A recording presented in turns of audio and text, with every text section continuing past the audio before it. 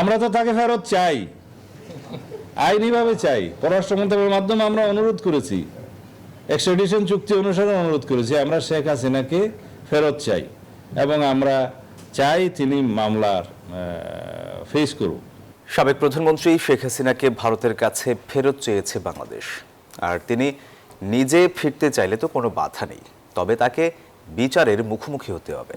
সচিবালয়ে এসব কথাই বলেছেন স্বরাষ্ট্রমন্ত্রী সালাউদ্দিন আহমেদ। আরও বলেছেন, ভারতের পশ্চিমবঙ্গ থেকে অবৈধ অনুপ্রবেশের চেষ্টা হলে তা প্রতিহত করা হবে। গণ অভ্যুত্থানে ভারতে পালিয়ে যাওয়া শেখ হাসিনা এখন ফাঁসির দণ্ডপ্রাপ্ত আসামি। সম্প্রতি ভারতের গণমাধ্যমকে বলেছেন তিনি শিগগিরই দেশে ফিরবেন। বিষয়টি সরকার কিভাবে দেখছে, সচিবালয়ে সাংবাদিকদের এমন প্রশ্নের জবাব দেন স্বরাষ্ট্রমন্ত্রী।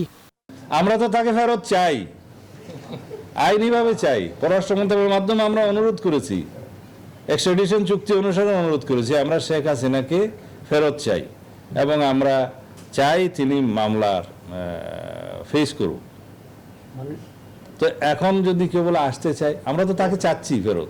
Spanish digital print tiles, ATI tiles, এক টাইলসে জীবন পার। হাসিনার বক্তব্য প্রচারে আদালতের নিষেধাজ্ঞা মেনে চলতে গণমাধ্যমের প্রতি পরামর্শ দেন স্বরাষ্ট্রমন্ত্রী।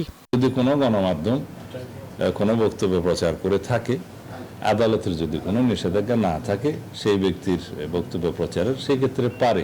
আদালতের নিষেধাজ্ঞা থাকলে সেটা গণমাধ্যমের ফলো করা উচিত। সম্প্রতি পশ্চিমবঙ্গ সরকারের নাগরিকত্ব আইন বাস্তবায়ন এবং বাংলাদেশের অনুপ্রবেশকারীদের ফেরত পাঠানোর ঘোষণার বিষয়ে স্বরাষ্ট্রমন্ত্রী বলেন, ভারতের অভ্যন্তরীণ বিষয়ে নাক গলাবে না বাংলাদেশ। ভারতের আইন যেটা আছে, সিটিজেনশিপ অ্যামেন্ডমেন্ট অ্যাক্ট, সিএএ, সেরকম আরও একটা আইন আছে আসামের ওখানে হচ্ছে। তো এগুলো ভারতের অভ্যন্তরীণ ব্যাপার, তাদের সিটিজেন নিয়ে তারা কি করবে, কিভাবে সিটিজেনশিপ নির্ধারণ করবে। কারণ পশ্চিমবঙ্গের নির্বাচন হয়েছে, তাদের হতে নির্বাচনের প্রতিশ্রুতি অনুযায়ী বা তাদের নীতি অনুযায়ী তারা কি বলবে, সেটা তাদের সম্পূর্ণ নিজস্ব ব্যাপার। এখানে আমাদের কোনো বক্তব্য থাকার তো কথা না। সীমান্তে বিজিবি সতর্ক অবস্থায় আছে বলেও জানান স্বরাষ্ট্রমন্ত্রী।